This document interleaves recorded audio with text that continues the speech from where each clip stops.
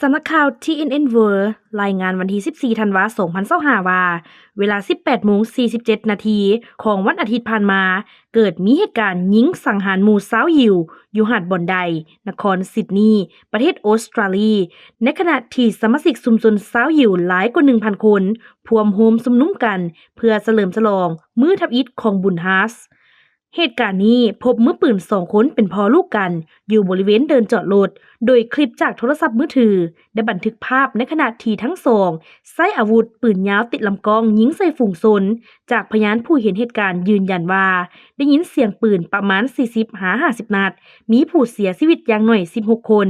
บาดเจ็บกว่า 40 คน รวมทั้งตำรวจ 2 คน เหตุการณ์ดังกล่าวถูกยืนยันว่าเป็นการก่อการร้ายต่อชาวยิวที่รุนแรงที่สุดในออสเตรเลียตั้งแต่ปี 1996